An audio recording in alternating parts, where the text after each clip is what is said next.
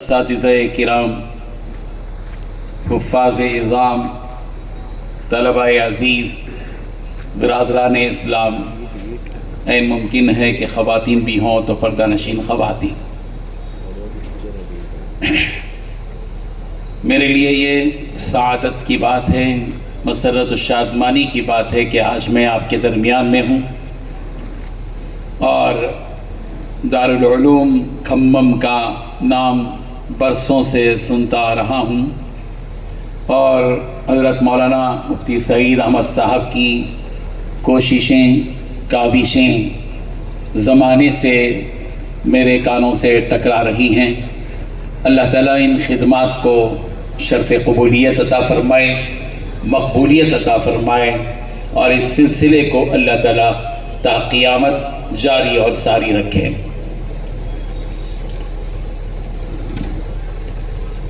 آج کا یہ پر رونق منظر جس میں 7 حفاظ کرام نقد آپ کی آنکھوں کے سامنے بیٹھے ہیں اور کارگزاری میں بتایا گیا کہ پہلی مرتبہ جو حفاظ ہوئے تھے وہ 4 کی تعداد تھی۔ قرآن مجید میں 4 کا لفظ بھی موجود ہے، 7 کا لفظ بھی موجود ہے۔ فَخُذْ أَرْبَعَةً مِّنَ الطَّيْرِ، تو انہوں نے سب سے پہلے جو پکڑا تو 4 کا عدد پکڑا جو حضرت ابراہیم علیہ السلام کو اللہ نے حکم دیا تھا کہ 4 پرندوں کو پکڑو، تو 4 حفاظ کو آپ نے پکڑا ماشاءاللہ۔ اور آج یہ تعداد جو 7 حفاظ کی ہے، اللہ تبارک و تعالیٰ نے 7 کا لفظ قرآن مجید میں بار بار استعمال کیا ہے۔ خلق 7 سماوات طباقا، 7 آسمانیں، جو آسمان ہم دیکھ رہے ہیں جس کے نیچے اللہ تعالیٰ نے آسمان کو سمجھانے کے لیے مفتی صاحب نے ہم کو آسمان تلے بٹھایا ہے، تو یہ جو آسمان ہیں، آسمان دنیا، اس کے اوپر اور 6، تو یہ 7 آسمان ہیں جس کا تذکرہ قرآن مجید میں موجود ہے۔ اور اسی طرح 7 سمندر کا تذکرہ بھی موجود ہے، 7 ابحر، 7 سمندر کا بھی تذکرہ قرآن مجید میں موجود ہے۔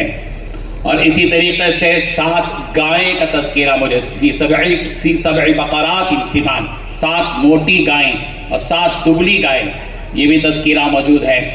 اور بالیاں، 7 سنبلات، 7 بالیوں کا تذکرہ موجود ہے۔ مثل الذین ينفقون اموالهم في سبيل الله كمثل حبة انبتت 7 سنابل في كل سنبلة 100 حبة۔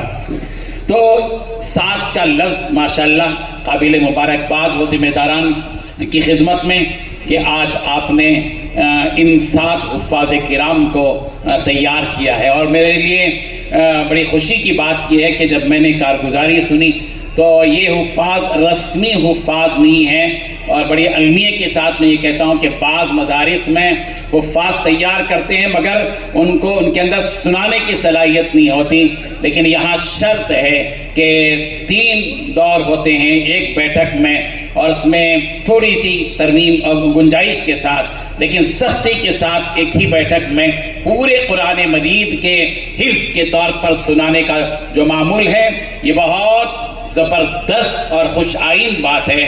اور اس قسم کا استحکام مدارس میں اور مدارس کے شعبہ حفظ میں بالخصوص یقیناً مطلوب بھی ہے اور محبوب اور پسندیدہ بھی ہے۔ اللہ تعالیٰ ان تمام خدمات کو قبول فرمائے۔ بزرگان محترم، یہ جو علماء ہیں اور یہ جو حفاظ ہیں اور یہ جو طلبہ ہیں، یہ کون ہیں آخر؟ ان کا انٹروڈکشن کیا ہے، ان کا تعارف کیا ہے؟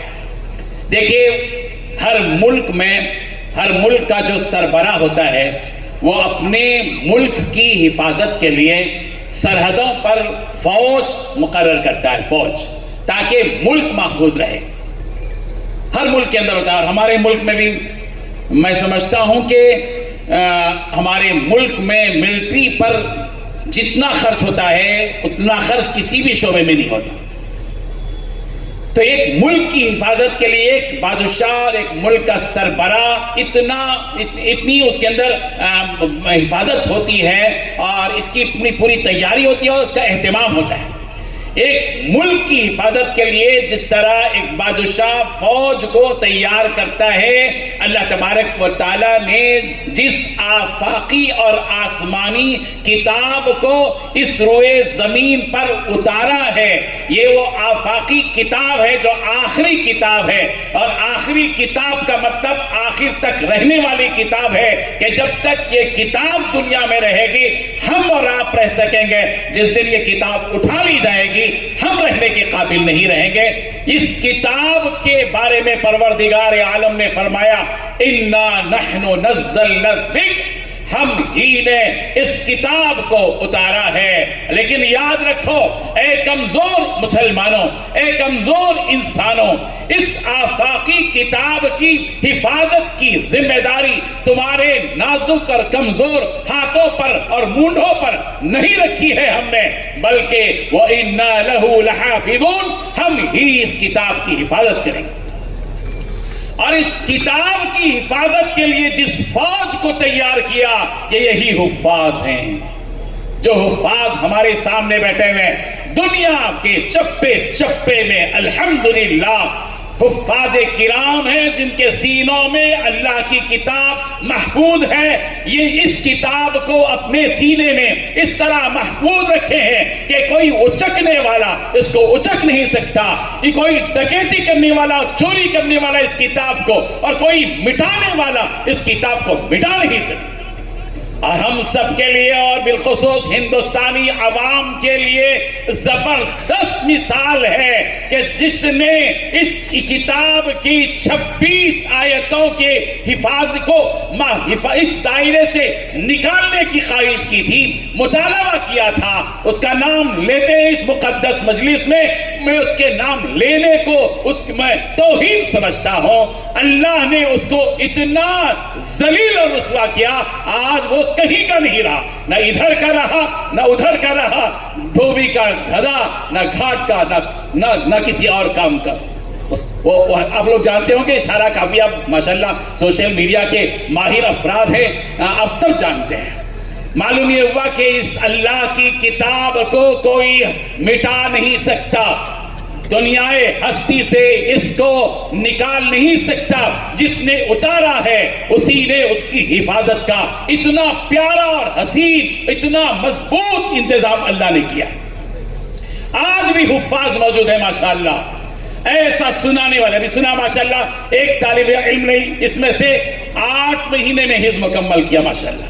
یہ کوئی معمولی بات نہیں، یہ کرامتیں ہیں، یہ قرآن مجید کے معجزے ہیں جو پروردگار قیامت تک رہنے والے انسانوں کو موقع بموقع بتاتے ہیں کہ دیکھو یہ قرآن مجید کا معجزہ ہے۔ ہے کوئی دنیا کی ایسی کتاب جس کو اس قدر اہتمام کے ساتھ یاد کیا جاتا ہو؟ تورات بھی اتری تھی، انجیل بھی اتری تھی، زبور بھی اتری تھی، مگر اس کتاب کے حفاظ اتنے نہیں تھے جتنے قرآن مجید کے ہیں۔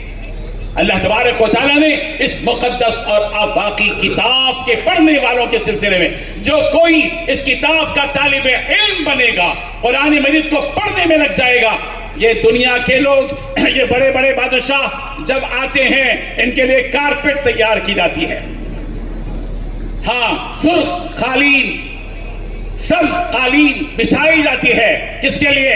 بڑے بڑے وزراء کے لیے جو دوسرے ممالک سے آتے ہیں، ایئرپورٹ پر یا دوسرے مقامات پر، ان کے اسٹیجوں پر ان کے لیے سرخ قالین بچھائی جاتی ہے اور اس پر وہ چل کر آتے ہیں۔ لیکن معلوم ہے کہ اللہ تبارک و تعالیٰ نے ان معصوم طلبہ کے لیے کیا پیارا انتظام اور غیبی اور روحانی اور نورانی انتظام اللہ تبارک و تعالیٰ کرتے ہیں کہ ان طلبہ کے لیے جو مدرسوں میں ہیں اور اللہ کی کتاب پڑھتے ہیں، ان کے لیے اللہ تبارک و تعالیٰ فرشتوں کے پر بچھاتے ہیں، فرشتے اپنا پر بچھاتے ہیں۔ فرشتوں کا پر، اب اگر آپ تصور کریں تو مرغی کا پر یا کوے کا پر یا کسی اور کے پر کے تصور میں مت جائیے، جب بھی فرشتوں کا تصور کیجئے، ان کے پر کا جو تصور کرنا ہے وہ آپ کا دماغ اس کا تصور نہیں کر سکتا اور اس پر کو آپ کی آنکھ دیکھ نہیں پائے گی۔ اس لیے کہ اللہ تبارک و تعالیٰ نے حضرت جبرائیل کو جو 600 پر عطا کیے ہیں، ان کا ایک پر اس کی طاقت اتنی ہے کہ وہ اس پوری دنیا کو یوں اٹھا کر یوں پلٹتے ہیں جیسے کوئی عورت توے میں سے روٹی پلٹاتی ہے۔ اتنی بڑی طاقت فرشتوں کی، اتنے بڑے پر ہیں۔ وہ پر الحمدللہ ان طلباء کے پیروں کے نیچے ہے۔ یہ ہم دیکھ نہیں سکتے، یہ ہم اس کا تصور نہیں کر سکتے۔ ہمارا یقین اور ہمارا عقیدہ ہے، یہ ہمارے نبی کا فرمان ہے، اس لیے ہم کو اس کا پورا پورا یقین۔ یہ وہ طلباء ہیں جن طلباء کے لیے جو بلوں کی چونٹیاں ہیں، ان کی مغفرت کی دعا کرتے ہیں۔ ہم لوگ یہ بچے شرارت کرتے ہیں، کوئی جرم کرتے ہیں تو سزا دیتے ہیں یقیناً، لیکن جب ان سے گناہ ہوتا ہے، ان سے کوئی چھوٹی موٹی غلطی ہوتی ہے تو فرشتے یہ چونٹیاں، بلوں کی چونٹیاں اور سمندروں کی مچھلیاں اور فضاؤں میں اڑنے والے پرندے ان کے لیے مغفرت کی دعا کرتے۔ یہ ہے وہ قوم، یہ ہے وہ نسل، یہ ہے وہ پیاری جماعت، یہ ہے وہ پیاری فوج۔ اللہ اکبر! اس کے سب سے پہلی فوج جو تیار کی تھی نبی رحمت حضرت محمد مصطفیٰ صلی اللہ علیہ وسلم نے مسجد نبوی کے ماحول میں صفہ کے چبوترے پر بٹھا کر جو سب سے پہلی طلبہ کی جماعت قائم کی تھی، جن کے نیچے فرشتوں کے پر پھیلائے ہوئے ہوتے تھے، جس میں حضرت ابو ہریرہ، حضرت ابو ذر غفاری، حضرت سلمان فارسی، حضرت ابو عبیدہ، حضرت عبد الرحمن بن عوف اور حضرت ابو بکر صدیق، حضرت عمر فاروق، حضرت عثمان غنی، حضرت علی مرتضیٰ، یہ وہ صحابہ تھے جو صفہ کے چبوترے میں بیٹھ کر ایک طالب علم بن کر معلم کامل نبی رحمت حضرت محمد مصطفیٰ صلی اللہ علیہ وسلم سے علم حاصل کرتے تھے۔ اللہ تبارک و تعالیٰ نے ان صحابہ کو وہ پیارا مقام عطا کیا کہ ان کے معلم سرکار اور ان تمام صحابہ کرام کے میزبان نبی ہیں، اور یہ سارے مہمان صحابہ ہیں جو طالب علم بن کر بھوک کی حالت میں، فقر و فاقے کی حالت میں تعلیم حاصل کر رہے ہیں۔ ایک زمانہ تھا حضرت ابوبکر قرآن مجید پڑھتے تھے تو پٹائی ہوتی تھی۔ خوش نصیب ہے یہ معصوم بچے، یہ آج پڑھتے ہیں تو ان کو مٹھائی ملتی ہے، اور وہاں جب پڑھا جاتا تھا وہاں پٹائی ہوتی تھی، وہاں بھوک۔ اس زمانے میں کسی بھی طالب علم کے لیے ناشتے کا انتظام، دوپہر کے کھانے کا، لنچ کا انتظام، رات کے کھانے کا انتظام، ڈنر کا انتظام اور بھی دوسری چیزوں کا انتظام کچھ نہیں تھا وہاں پر، بس پڑھنا تھا۔ کوئی شخص آتا کھجور کی، کوئی تازہ کھجور اور کوئی سوکھے کھجور لٹکا دیتا تھا۔ جب ان کو بھوک لگتی تھی یہ طلباء کو جو نبی کے سامنے زانو ادب تلمس طے کر کے پڑھا کرتے تھے، وہ کھجور، وہ سوکھے یا تر کھجور جب مل جاتے تھے کھا لیتے تھے، ورنہ پانی پر اکتفا کرتے تھے۔ یہ فقر و فاقے کی وجہ سے غشی کھا کر گر جاتے تھے۔ حضرت ابو ہریرہ رضی اللہ عنہ کہتے ہیں، جن کی روایتیں ہم بار بار سنتے ہیں، ہر مجلس میں درس حدیث میں سنتے ہیں، عن ابی ہریرہ رضی اللہ عنہ، عن ابی ہریرہ رضی اللہ عنہ۔ یہ کون ہے حضرت ابو ہریرہ؟ جنہوں نے بھوک اور پیاس کو برداشت کرتے ہوئے فقر و فاقے کے عالم میں یہ علم انہوں نے سیکھا تھا، اور جب بھوک کی وجہ سے، فقر و فاقے کی وجہ سے غشی کھا کر گر جاتے تھے، لوگ سمجھتے تھے کہ ابو ہریرہ کو مرگی کی بیماری ہے، ان کے گلے پر اپنا پیر رکھتے تھے تاکہ ان کی وہ بے ہوشی اور بے ہوشی ختم ہو جائے۔ ابو ہریرہ کہتے ہیں لوگوں کو کیا معلوم کہ مجھے سوائے فقر و فاقے اور بھوک کے اور کوئی بیماری نہیں تھی۔ یہ وہ طلباء ہیں۔ اللہ کے نبی صلی اللہ علیہ وسلم کے ایک صحابی ہیں حضرت ابی بن کعب رضی اللہ عنہ۔ سرکار دو عالم صلی اللہ علیہ وسلم نے طلباء سے کتنا پیار ہوتا ہے اللہ تعالیٰ کو، وہ دیکھیے کیا توجہ ہوتی ہے اللہ تعالیٰ کی ان کی طرف۔ ہم تو یوں سمجھتے ہیں طلباء یتیم خانے کے، یتیم بچے، غریب بچے، مدرسے کے بچے، حقیر سمجھ۔ جو کوئی شخص یاد رکھے، جو کوئی شخص مال و دولت کے غرور میں اگر مدرسے کے کسی طالب علم کو حقیر نظر سے دیکھے گا، میں سمجھتا ہوں کہ اس کا ایمان خطرے میں، ایمان خطرے میں۔ ان طلبہ کو عزت کی نگاہ سے دیکھیے، وقار کی نگاہ سے دیکھیے، قدر و منزلت کی نگاہ سے دیکھیے، عظمت کی نگاہ سے دیکھیے. یہ رسول رحمت حضرت محمد مصطفیٰ صلی اللہ علیہ وسلم کے مہمان. ایک مرتبہ سرکار دو عالم صلی اللہ علیہ وسلم حضرت ابی ابن کعب جو سرکار کے شاگرد ہیں، کہا ابی ابن کعب سورہ بینہ پڑھو. ابی ابن کعب کہنے لگے کہ اللہ کے رسول، اللہ کی کتاب تو آپ پڑھتے ہیں، سب سنتے ہیں، اور آپ مجھ سے کہہ رہے ہیں کہ میں سورہ بینہ آپ کے سامنے پڑھ کر سناؤں. کہا کہ ابی، کیا تم یہ سمجھ رہے ہو کہ میں تم سے یہ بات کہہ رہا ہوں؟ اللہ نے حکم دیا ہے کہ تم میرے سامنے سورہ بینہ پڑھ کے سناؤ. اللہ اکبر. حضرت ابی بن کعب نے سرکار سے تعجب سے پوچھا، اللہ کے رسول، کیا اللہ نے میرا نام لے کر کہا ہے؟ تو سرکار نے فرمایا، نام سماک اللہ ابی، ہاں اللہ نے تمہارا نام لے کر مجھے حکم دیا ہے کہ میں تم سے کہوں کہ تم سورہ بینہ میں تم کو سناؤں، اور اللہ کہہ رہے ہیں کہ میں بھی سنوں گا اور تم بھی سنو. ابی ابن کعب سے سورہ بینہ. اللہ اکبر. ایک طالب علم سے کس قدر محبت ہے اللہ کو اور اللہ کے نبی. بزرگان محترم، حضرت امام عاصم بہت مشہور قاری اور بہت مشہور جو ہے امام گزرے ہیں. امام عاصم کے منہ سے خاص قسم کی خوشبو آتی تھی. بہت سے لوگ یہ چیز ان کی خوشبو کو محسوس کرتے تھے. ایک طالب علم نے ان سے پوچھا، حضرت یہ بتائیے، آپ کے منہ سے خوشبو عجیب قسم کی آتی ہے، کوئی چیز آپ استعمال کرتے ہیں، مشک لگاتے ہیں منہ میں، ہونٹوں پر، لبوں پر؟ انہوں نے کہا کہ نہیں بھائی، میں کوئی اہتمام نہیں کرتا، الائچی کچھ ایسا کھانا کوئی اہتمام نہیں. وہ پیچھے پڑ گیا، وہ بتانے سے گریز کر رہے تھے اور وہ اصرار پر اصرار کرتا جا رہا تھا. ایک دن اتنا اصرار کیا، حضرت امام عاصم نے کہا کہ دراصل بات یہ ہے کہ ایک مرتبہ میرے خواب میں سرکار دو عالم صلی اللہ علیہ وسلم تشریف لائے اور مجھ سے کہا کہ تم ہماری مسجد میں اللہ کی کتاب پڑھتے ہو، بہت اچھا لگتا ہے. اور سرکار دو عالم صلی اللہ علیہ وسلم نے خواب میں آ کر حضرت امام عاصم کے لبوں سے بوسہ لگایا تھا، اور وہی بوسے کا اثر تھا کہ امام عاصم کے لبوں سے ہمیشہ ایک خاص قسم کی خوشبو آتی. اللہ اکبر. طلبہ اتنے محبوب ہوتے ہیں نبی کو، یہ سمجھانا مقصود ہے. اس لیے دینی مدارس کے ان طلبہ اور دینی مدارس کو اپنی ہم قدر کی نگاہوں سے دیکھیں.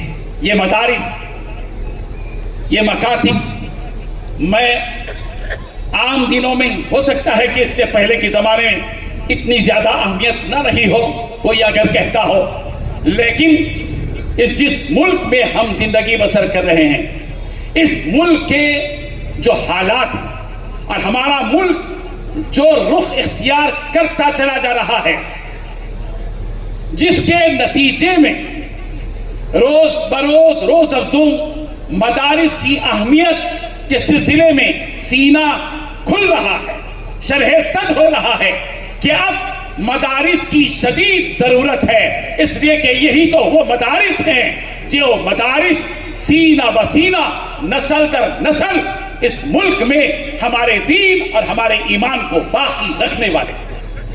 جب تک ہمارے اس ملک میں یہ مدارس قائم رہیں گے، انشاءاللہ اس ملک کے سارے مسلمان اپنی عزتوں کے ساتھ، اپنے مال و اولاد کی حفاظت کے ساتھ، اپنی معیشت کی مضبوطی کے ساتھ اور اپنے اسلامی تشخص کے ساتھ، اپنی اہل و عیال کے ساتھ، اپنے خاندانوں کے ساتھ اس ملک میں باقاعدہ محفوظ رہیں گے. لیکن اگر اس ملک سے خدا نخواستہ جو سازشیں رچی جا رہی ہیں، جس کے نتیجے میں خدا نخواستہ اگر یہ مدرسے حذف ہو جائیں گے، اس ملک کے مسلمان جو 25 کروڑ کی تعداد میں ہیں، بڑی تعداد میں ہیں، لیکن محفوظ نہیں رہ سکیں. یہ چیلنج، یہ کوئی معمولی بات نہیں ہے. اس لیے ہر علاقے کے اندر ہمارے بڑوں نے جو محنتیں کی، اللہ تبارک و تعالیٰ حضرت مولانا عبدالعزیز صاحب رحمت اللہ علیہ کی قبر مبارک کو رحمتیں اور رحمتوں اور برکتوں، رفعتوں اور بلندیوں سے معمور فرما دے کہ ان کی اس پورے علاقے کے اندر محنت رہی، ان کی محنتوں کو ہم سمجھ نہیں سکتے۔ لوگ اپنے اکابر علماء کی آخری کی جو زندگی ہوتی ہے، جو تھوڑی بہت راحت اور آرام کی ہوتی ہے، اس پر نگاہ کر کے ان کے سلسلے میں غلط فہمی کا شکار ہو جاتے ہیں، بدزنی پیدا کر لیتے ہیں۔ لیکن اگر وہی لوگ ان ہمارے اکابر علماء کی ان کی ابتدائی زندگی کو دیکھیں، ان کی قربانیوں پر نظر رکھیں، انہوں نے جو چپے چپے میں جو دورے کیے ہیں، انہوں نے جو گوشے گوشے میں پہنچ کر علم کی جو شمعیں بلند کی ہیں اور علم کی شمعیں جو جلائی ہیں، اور اس سلسلے میں اور اس راستے میں انہوں نے جتنے پاپڑ پھیلے ہیں، بلکہ اگر میں یوں کہوں کہ اگر جتنے لوہے کے چنے انہوں نے چبائے ہیں، آج ہم اس کا تصور نہیں کر سکتے، اس کا حساب نہیں کر سکتے، اس کا اندازہ ہم ہرگز نہیں کر سکتے۔ اس لیے مسلمانوں، بہت خوش قسمت ہیں کھمم کے مسلمان، اور پھر یہاں کے اطراف و اکناف کے تعلقات کے مسلمان، کہ یہاں پر ایک دینی لہر آئی، اور الحمدللہ ہمارے یہ علماء نے، نوجوان علماء نے اٹھ کر کام شروع کیا۔ اور ایک زمانہ تھا یہاں علماء کو دیکھنے کے لیے میلوں جانا پڑتا تھا، اور علماء نظر نہیں آتے تھے، اور فقدان تھا علماء کا۔ شمالی ہند سے علماء آتے تھے اور حفاظ کرام کو مسجدوں کے لیے، تراویح کے لیے لانے کے لیے دور دور جانا پڑتا تھا اور مسکا مارنا پڑتا تھا۔ جب کہیں چل کر وہ آتے تھے اور تراویح کی نماز پڑھتے تھے، چاہے وہ اچھا پڑھتے تھے یا صحیح پڑھتے تھے، وہ بات کی بات ہے، وہ الگ بات ہے، لیکن یہ کہ یہ سلسلہ رہا۔ لیکن الحمدللہ یہاں کی سرزمین کے چنی لوگوں کو اللہ تبارک و تعالیٰ نے چنا۔ اور یہ بات یاد رکھیے، دنیاوی جتنے منصب ہیں، چاہے وہ ایم ایل اے بنتا ہو، چاہے وہ ایم پی بنتا ہو، چاہے وہ کارپوریٹ بنتا ہو، چاہے وہ صدر جمہوریہ بنتا ہو، چاہے وہ میئر اور ڈپٹی میئر بنتا ہو، چاہے وہ چیف منسٹر یا ڈپٹی چیف منسٹر بنتا ہو، یہ سارے کے سارے عہدے دنیا کے انسانوں کے انتخاب سے منتخب کے نمائندے ہوتے ہیں۔ لیکن علم، وارثین علم، یہ علم کو حاصل کرنے والے جو صاحب علم علماء ہیں، یہ ان علماء کو اللہ منتخب کرتے ہیں۔ میں قرآن مجید کی ایک آیت کی تلاوت کرتا ہوں جس سے آپ اس حقیقت کو دلیل کے ساتھ سمجھ سکتے ہیں۔ وَأَوْرَثْنَا الْكِتَابَ الَّذِي نَصْطَفَيْنَاهُ مِنْ عِبَادِنَا، ہم نے علم کتاب کا وارث بنایا ان لوگوں کو۔ کتاب کا وارث کون؟ کتاب کے ہیں وارث؟ کتاب سے مراد قرآن مجید۔ قرآن مجید کے کون ہیں وارث؟ ہم تو وارث بولتے ہی ہماری پوری نظریں پراپرٹی، کارخانے، دولت اسی کی طرف جاتے ہیں، اس لیے کہ دنیا دل میں پوری طرح بیٹھ چکی ہے۔ وراثت کا لفظ آتے ہی ہماری پوری توجہ مال، دولت، روپیہ، پیسہ، ٹکا، ڈالر، پاؤنڈ، ریال، دینار، درہم اسی کی طرف جاتی ہے۔ ارے اصل وراثت تو علم کی وراثت ہے۔ العلماء ورثۃ الانبیاء، علماء نبیوں کے وارث ہیں، علم کے وارث ہیں۔ اور کتاب کے وارث کون ہیں؟ کتاب کے وارث حفاظ کرام، کتاب کے وارث قرائے کرام، کتاب کے وارث عالم دین، کتاب کے وارث مفتیان دین شرع متین ہیں۔ یہ کتاب کے جو وارث ہیں، ان کو کون منتخب کرتا ہے؟ باپ نے مدرسے کو بھیجا، لیکن منتخب کس کی طرف سے ہوتے ہیں؟ اللہ فرما رہے ہیں وَأَوْرَثْنَا الْكِتَابَ الَّذِي نَصْطَفَيْنَا، ہم ان کو منتخب کرتے ہیں وارثین کتاب کو۔ اللہ کا انتخاب ہے یہ حفاظ ساتھ کے ساتھ جو بیٹھے ہوئے ہیں، دنیا کی کسی طاقت نے ان کو منتخب نہیں کیا ہے، ان کو اللہ نے منتخب کیا ہے، اللہ نے منتخب کیا ہے۔ یہ علماء اسٹیج پر جو بیٹھے ہوئے ہیں، یہ ان کے باپ کا انتخاب نہیں، ان کی ماں کا انتخاب نہیں، ان کے چچا یا دادا کا انتخاب نہیں، ان کے گاؤں والوں کا انتخاب نہیں، یہ رب السماوات والارض، زمین و آسمان کے رب، سورج اور چاند کے رب، ستاروں اور سیاروں کے رب، آگ، ہوا اور پانی اور مٹی کے مالک اور خالق کا انتخاب ہے کہ اللہ نے ان علماء کو چنا ہے۔ اس لیے ان علماء کرام کی حقیقت کو سمجھیں، ان مدارس کی حقیقت کو سمجھیں۔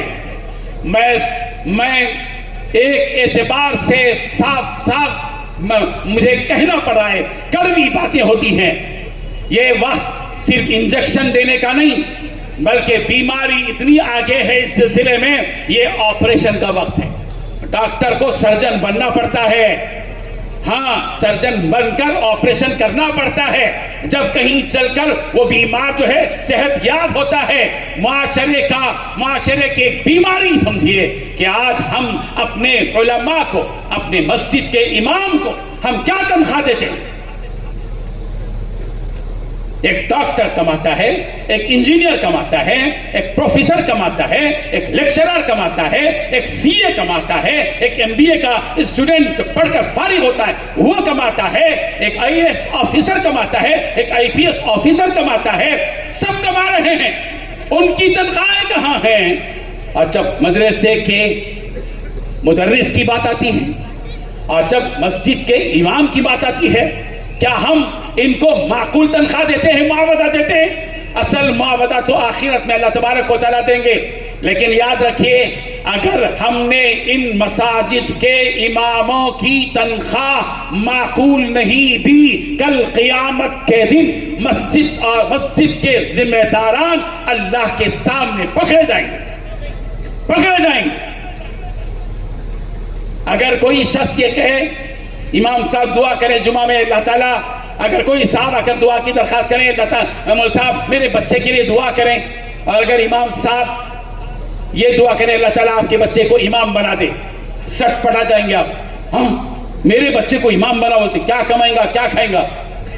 جب آپ اپنے بچے کے بارے میں یہ نہیں چاہتے کہ وہ ایسی امامت کے منصب پر بیٹھے جہاں اس کی تنخواہ کم ہو اور وہ زندگی بسر کرنے میں مجبور ہو، تو پھر بتائیے کیا آپ عقل والا کام کر رہے ہیں ہم لوگ سب؟ اگر ہم خود اپنے دین کے قائد کو مجبور اور بے بس رکھیں گے تو کیا اللہ تبارک و تعالیٰ کل قیامت کے دن ہم سے محاسبہ نہیں کریں گے؟ اے وہ مکاروں، اے وہ شیطانوں جو اپنی شادیوں کے اندر اسراف کر رہے ہیں، ان شیطانوں سے میں خطاب کر رہا ہوں۔ تمہاری بچیوں کی شادیوں میں کروڑوں روپے اور لاکھوں روپے خرچ کرتے ہو، اور تمہارے مسجد کا جو امام اور تمہاری مسجد کا جو مؤذن ہے، کیا تم اس کو وہ تنخواہ دیتے ہو جس کے ذریعے سے وہ ایک اوسط زندگی گزار سکے؟ راحت انجوائے کرنا وہ تو بات کی بات ہے، وہ گھر کی ضرورت پوری کر سکتا ہے، اس کا سیلنڈر ہے، اس کے بچے کی تعلیمی فیس ہے، اس کی بیوی کے کپڑے ہیں، ان کے شادیوں وغیرہ میں جانے کے لیے اخراجات ہیں، ان کے گھر کا کرایہ ہے۔ کیا یہ پوری چیزیں ایک مسجد کے امام کو وافر مقدار میں وہ خرچ کر سکتا ہے؟ اوسط درجے میں کفایت شعاری کے ساتھ ہی کیا وہ خرچ کر سکتا ہے؟ اس مسجد کا امام سہو سجدہ کرتا ہے، کیا مطلب ہے اس کا؟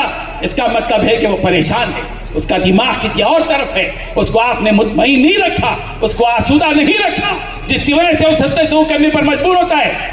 ضروری نہیں کہ سجدہ سہو اسی وجہ سے ہو، ایک وجہ یہ بھی ہو سکتی ہے، یہ بتا رہا ہوں۔ اسی طرح مدارس کے ہمارے اساتذہ کرام کی تنخواہوں میں وقت کے گزرتے مہنگائی کو سامنے رکھ کر ذمہ داران مدارس کی ذمہ داری ہے، ان کی اخلاقی اور شرعی اور دینی ذمہ داری ہے کہ وہ اپنے اساتذہ کی تنخواہوں کو معیاری بنائیں۔ اور بات توکل کی ہے یہاں پر، ہم تو یہی کہتے ہیں توکل علی اللہ، اللہ پر توکل، تو اللہ اکبر جب ہم توکل کریں اللہ کی شان کے اعتبار سے توکل کریں۔ وہ دینے والا جو ایک استاد کو کے لیے آپ کو ماہانہ 10,000 روپے دے رہا ہے، اس پروردگار سے مانگو وہ 20,000 بھی دے گا انشاءاللہ۔ اللہ پر توکل کرنے میں کوئی اللہ تبارک و تعالیٰ کی طرف سے کوئی رکاوٹ نہیں ہے۔ ہم سب کو چاہیے کہ ہم سارے شہر کے لوگ مل کر ہمارے علاقوں کے مدرسوں کی اساتذہ کی تنخواہوں کی ذمہ داری لیں۔ آپ 50,000 کماتے ہیں، 1 لاکھ تنخواہیں، آپ ریٹائرمنٹ ہونے والا 60,000 70,000 80,000 ہزار پینشن لے رہا ہے، اور اس کے اخراجات کہاں ہیں اتنے؟ یہ عالم دین، اس کے 3 بچے 5 بچے 6 بچے 7 بچے اور اس کی اسکولی فیسوں کا مسئلہ ہے۔ آپ کیا ایک مدرسے کے ایک استاد کی تنخواہ کی کفالت نہیں لے سکتے؟ اس کے 10 بھائی مول صاحب آپ 10,000 دے رہے ہیں، میری طرف سے ایک استاد کے لیے 10,000 میری طرف سے دیجیے، اٹھیے ان مدارس کو اٹھائیے، ان اساتذہ کرام کی تنخواہوں کو مزید بڑھانا ہوگا، ان کو سکھ دینا ہوگا، اور اس سلسلے میں ہم کو معقول اور سنجیدہ طور پر ہم کو غور و فکر کرنا ہوگا۔ صرف رسمی طور پر تبصرے کرنے سے 5 پیسے کا بھی فائدہ نہیں ہوگا، ہم سب کو اٹھ کر کھڑا ہونا ہوگا، اور جو آپ دیں گے یاد رکھیے اللہ تبارک و تعالیٰ آپ کا یہ جو دینا ہے یہ آپ کے آخرت کے اعتبار سے ذخیرہ آخرت ہوگا انشاءاللہ۔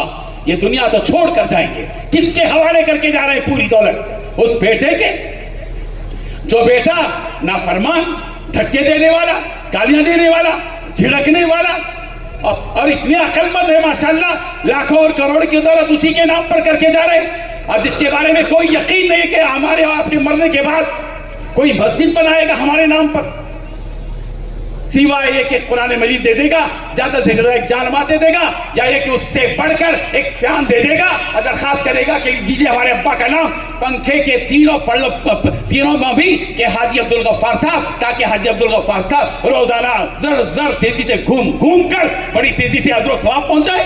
نالا بیوقوفی کی بات۔ ہم سب کو غور کرنا چاہیے کہاں دینا ہے کہاں نہیں دینا ہے۔ ان پیارے بچوں کے پاس جاؤ، کھمم کے اس علاقے میں ممکن ہے کہ 6-7 مدرسے ہوں گے، ان مدرسوں کے اندر جاؤ مسلمانوں، ہفتے میں مہینے میں ایک دن جاؤ، یہ پیارے پیارے معصوم بچوں کے چہروں کو دیکھو۔ اللہ ہمارے گھروں میں برکت عطا فرمائے گا۔ یہ گھروں کی پریشانیاں، یہ گھروں کی الجھنیں، یہ گھروں کی بیماریاں، یہ گھروں کے حادثات، یہ جو پیسہ آپ مدرسوں پر خرچ نہیں کرتے، کہاں خرچ کر رہے ہیں؟ اپولو میں، یشودا میں، کیر میں لاکھوں روپے لٹا رہے ہیں لے جا کر۔ یہ صدقہ نہ دینے کا وبال ہے جو ہمارے گھروں کے افراد دواخانوں میں جا کر پڑھتے ہیں، لاکھوں روپے اللہ تبارک و تعالیٰ کا نکال کر، جہاں تجھے دینا نہیں چاہیے تھا، جہاں دینا چاہیے تھا نہیں دیا، چل وہاں تیرا پیسہ جائے گا جہاں تو دینا نہیں چاہے۔ اس لیے ہر وقت ان معصوم بچوں کے پاس جائیں۔ یہ معصوم بچے صرف دال کھانا کھانے کے لیے ہیں، اور ہم موج اڑائیں، ہوٹلنگ کریں، مندی کھائیں، بریانی کھائیں، تیتر اور بٹیر کھائیں، چکن 65 کھائیں، اچھے میٹھے کھائیں، کدو کی کھیر کھائیں، خوبانی کا میٹھا کھائیں، سب کھائیں، سارا ہڑپ کر دیں، اور ان معصوم بچوں کے حق میں ہم نے یہ دیا؟ کیا اللہ تبارک و تعالیٰ کل قیامت کے دن نہیں پوچھیں گے؟ میں یہ نہیں کہہ رہا ہوں کہ مفتی سعید صاحب یہاں دال کھانا کھلاتے ہیں، نہیں، الحمدللہ کھلاتے ہیں، لیکن صرف ان کی ذمہ داری نہیں ہے، یہ آپ کی اور ہماری ذمہ داری ہے۔ ہم جائیں غور کریں، فکر کریں، مولوی صاحب میں آپ کو کیا اناج بھیجوں، کیا غلہ بھیجوں؟ مولوی صاحب فروٹ کا موسم چل رہا ہے، آم کا سیزن چل رہا ہے، میں آم لے کر آ رہا ہوں مفتی صاحب۔ میں چاہتا ہوں کہ ان بچوں کو اپنی آنکھوں سے دیکھوں کہ یہ بچے خوشی خوشی آم کھا رہے ہوں، جام کھا رہے ہوں، تربوز کھا رہے ہوں، خربوز کھا رہے ہوں، انگور کھا رہے ہوں، اچھی چیزیں کھلاؤ۔ وٹامن چاہیے بچوں کو، آپ کے اور میرے لیے اتنے وٹامن کی ضرورت نہیں جتنے وٹامن کی ان کو ضرورت ہے، میرے اور آپ کے لیے اتنے پروٹین کی ضرورت نہیں ہے جتنے پروٹین ان کے لیے ضرورت ہے۔ یہ حفظ کرنا کوئی معمولی بات ہے، معمولی بات ہے۔ ایک صفحہ حفظ کر کے بتائیے، پتا چلے گا جب کتنا رکھنا پڑتا ہے۔ کب سے پڑھتے ہیں یہ لوگ؟ تہجد کی نماز سے پڑھتے ہیں، فجر کے بعد بھی پڑھتے ہیں، دوپہر تک بھی پڑھتے ہیں، پھر پڑھنا شروع کرتے ہیں، 10 ساڑھے 10 بھی پڑھتے ہیں۔ پڑھو پڑھو پڑھو، ان کے اخراجات ہو رہے ہیں، ان کی آمدنی کا کیا ہوگا، ان کے جسم کو کیا وہ چیزیں مل رہی ہیں۔ اس لیے میں تھوڑا سا کڑوا بولنے والا آدمی ہوں، مجھے معاف کیجیے، آئندہ نہیں بلائیں گے تو مسئلہ نہیں ہے، لیکن یہ کہ میں یہ چاہتا ہوں کہ حقائق کو سامنے رکھا جائے۔ ضرورت ہے صاحب، کیوں نہیں بولنا چاہیے؟ کیا ہم کو کل اللہ تعالیٰ نہیں پوچھیں گے؟ کیا ہماری پکڑ نہیں ہوگی؟ کیا ہم آگیں گے اور بول کر مرضی کے مطابق پیسہ لے کر چلے جائیں گے؟ یہ مطلب ہے ہمارے آنے کا؟ ہرگز نہیں ہے۔ ہمارے علماء لالچ نہیں ہے، لالچی نہیں ہے، الحمدللہ اللہ تبارک و تعالیٰ نے دیا ہے، لیکن ہمارا حق ہے، ہماری ذمہ داری ہے کہ جو کڑوی چیزیں ہیں وہ پوری طرح کھول کر سامنے رکھا۔ یہ ہمارے صاحب عزت نفس والے علماء اور ائمہ ہیں، وہ نہیں بولتے زبان سے اپنی مجبوری کو، وہ اللہ سے بولتے ہیں۔ اس لیے کہیں ایسا نہ ہو ہماری مسجد کا امام مظلوم رہے اور ہم ظالم کے کٹہرے میں کھڑے۔ کیا اگر ایسا ہو رہا ہے تو ہم اللہ کے ہاں پکڑے جانے کے قابل ہوں گے، حساب ہوگا اس کا بھی۔ اس لیے اپنی آمدنی کا ایک حصہ طے کرو اسی مجلس میں کہ ہم اپنی آمدنی کا کچھ حصہ مدرسے کو دیں گے. صرف زکوٰۃ کے 4 ٹکڑے ڈالنے سے کوئی فائدہ نہیں ہونے والا ہے. آج مسلمان صرف زکوٰۃ دے رہے ہیں اور زکوٰۃ بھی آدھی پونی دے رہے ہیں. کوئی 20% زکوٰۃ نکال رہا ہے, کوئی 40% زکوٰۃ نکال رہا ہے, کوئی 30% زکوٰۃ نکال رہا ہے, کوئی 50% زکوٰۃ نکال رہا ہے, جبکہ وہ فرض ہے. اور 100% زکوٰۃ اگر سارے ہندوستان کے مسلمان لگانے لگے, کوئی فقیر نہیں بچے گا, کوئی مدرسے کا مدرس کسی کے پاس جانے کی ضرورت نہیں پڑے گی. اور ایک بات یاد رکھیے, یہ جو سفیر حضرات آپ کے پاس آنا, سلام کرنا ہو اور پھر آپ فون کر کے اپنے ذرا روب جمانا, پھر 4-5 فون کے بعد پھر مول صاحب سے بات کرنا, پھر تھوڑے سے تانے دینا, پھر روپیہ 5,000 یا 500 دے دینا, یہ بہت غلط بات ہے, غلط بات ہے. علماء کی توہین کر کے مدرسے کو دینے کی ضرورت نہیں ہے, بلکہ عزت کے ساتھ بٹھائیے. کھڑے ہو جائیے. ایک مولانا آپ کے پاس آتے ہیں ایک مدرسے, اس کی نسبت اللہ کے رسول سے ہے, اس کی نسبت اس مدرسے سے ہے جس مدرسے کا رشتہ صفہ کے چبوترے سے ہے جو مسجد نبوی میں ہے. اس کے رشتے کو سمجھو, اس کے نسبت کو سمجھو. یہ سفیر, یہ عالم اگر آپ کے پاس آ رہا ہے, وہ اس کی عزت کرو, اس کا مقام پہچانو اور ان کے ساتھ اچھا برتاؤ کرو. یہ اس کی وقت کی ضرورت ہے اور ہم سب کو چاہیے کہ ہم ان تمام امور میں مدرسوں کے قریب ہوں, علماء سے قریب ہوں. جب سے یہ واٹس ایپ آیا ہے ہماری واٹ لگا دیا, یہ یوٹیوب, یہ گوگل, یہ ٹویٹر, یہ فیس بک, یہ انسٹاگرام, یہ ساری چیزوں نے یہ علماء سے ہم کو بے نیاز کر دیا. ایسا مت کیجیے. ان علماء سے اپنا رابطہ رکھیے, اپنے معاملات میں, اپنے معاشرتی زندگی میں, اپنی آئلی زندگی میں ان علماء سے جوائن کیجیے, ملیے, ملاقات کیجیے, اپنے مسائل کی یکسوئی کے لیے علماء سے رابطے کیجیے, مشورے کیجیے اور ان کا احترام کیجیے اور ان مدرسوں میں آنے جانے کا سلسلہ رکھیے. جب تک یہ سلسلہ رہے گا ہمارا یہ علاقہ اللہ تعالیٰ کی رحمتوں کے نزول کا ایک مرکز اور منبع اور سرچشمہ بنے گا. میرا الحمدللہ ہو گیا ہے 40 منٹ مجھے بات کرنی چاہیے تھی, ہو سکتا ہے کہ 1 منٹ باقی ہوگا.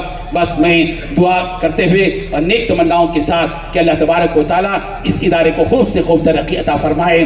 ہمارے اکابر علماء کی محنتوں کا یہ جو پودا ہے جو آج درخت کی شکل اختیار کر گیا ہے, 32 سال اس ادارے کو ہوئے ہیں, یعنی 32 دانت نکل چکے ہیں. پوری بھرپور جوانی میں یہ ادارہ اپنی جگہ کام کر رہا ہے. اس ادارے سے بے لوث محبت رکھیے, علاقے کے ذمہ داران سے بے لوث محبت رکھیے اور آگے بڑھیے. انشاءاللہ یہی وہ کام ہوگا جو کل قیامت کے دن ہمارے کام آئے گا. جو کچھ میں نے جذبات میں کوئی ایسا جملہ, کوئی لفظ کہہ دیا ہو جو یقیناً آپ کے شان کے خلاف ہو یا اس میں آپ گستاخی ہو, میں سمجھتا ہوں کہ وہ شیطان کی طرف سے ہے, جس پر میں معذرت چاہتا ہوں. اور اگر کوئی اچھی چیز محسوس بھی ہو تو یقیناً وہ میرے پروردگار کی طرف سے ہے. اللہ تعالی ہم سب کو قبول فرمائے. وآخر دعوانا ان الحمدللہ رب العالمین.